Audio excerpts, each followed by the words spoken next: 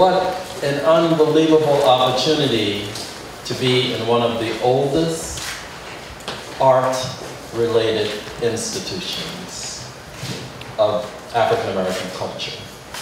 That's a pause moment.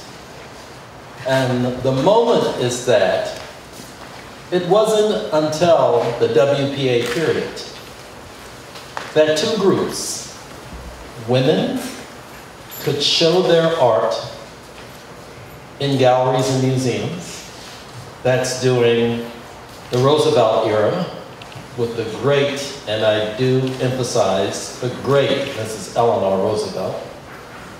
And African Americans could actually draw and paint their own image. And that's in the mid-30s. Not very far time passed.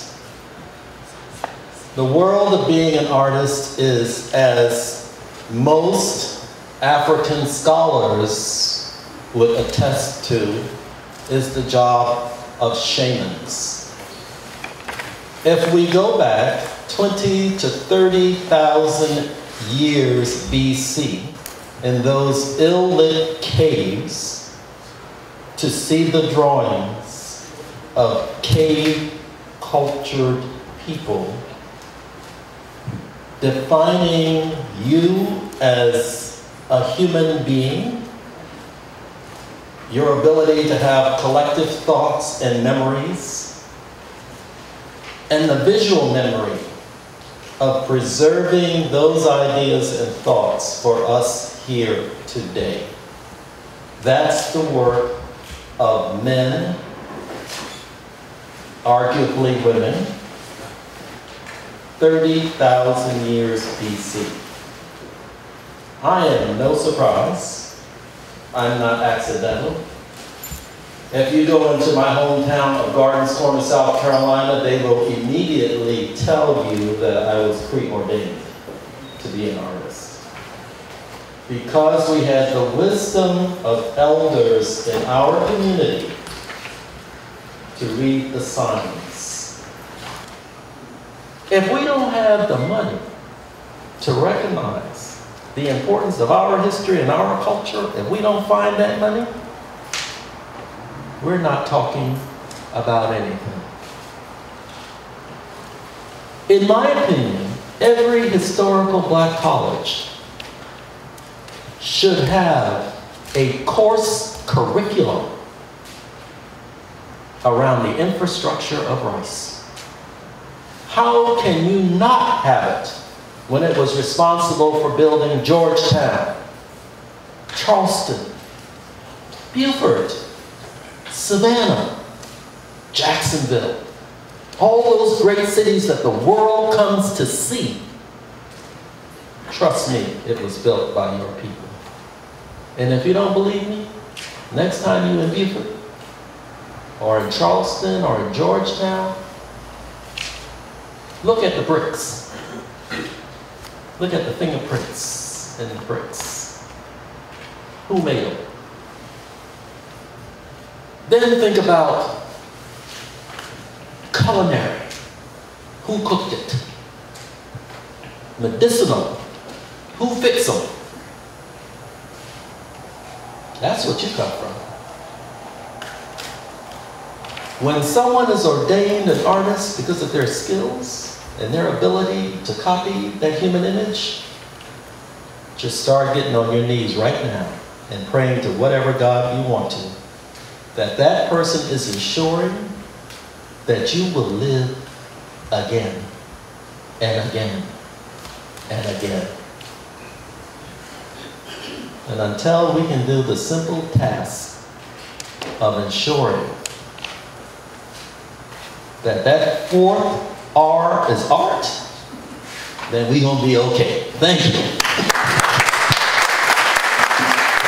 reporting for New Perspectives, and we've got the pleasure of having Mayor Michael Butler with us. We're here at the Jonathan Green reception on the campus of Claflin University. Welcome back to New Perspectives, Mr. Mayor. How are you? I'm good. How are you? Good to be here this afternoon. We know you're busy. You're all over the place. How many places have you been today for? My third event today. Wow. You need a pair of roller skates as much as you do. What do you think about this evening's event? I think this is a great event to welcome Mr. Green into our city. First of all, and to see the kind of artwork he has done and what it represents. You've taken the city to another level. You are a mayor who makes yourself visible at every location, at every station of life. We see you in the hospital. We see you at various meetings. Where do you get the energy, and why is this approach? What is this approach that you're taking to improve Orangeburg?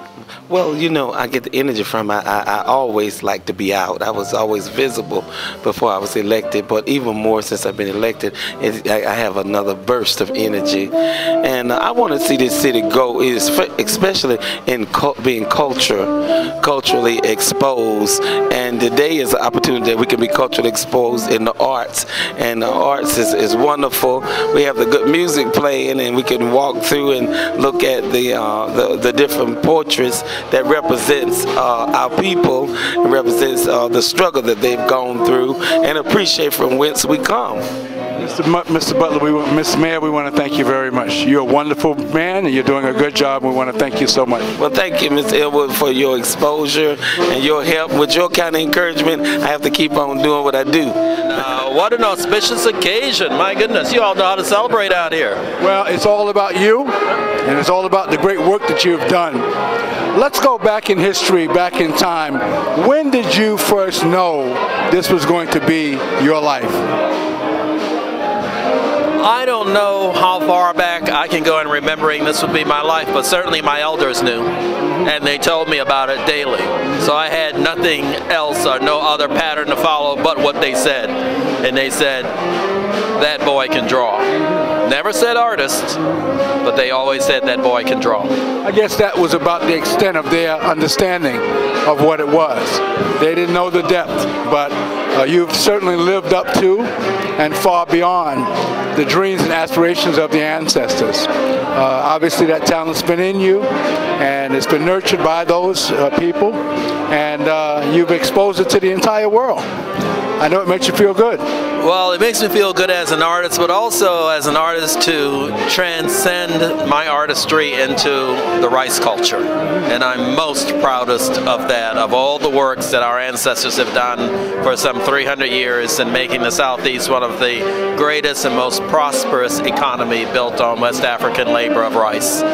Your inspiration obviously comes from those African experiences in the Gullah land of rice plantations and indigo.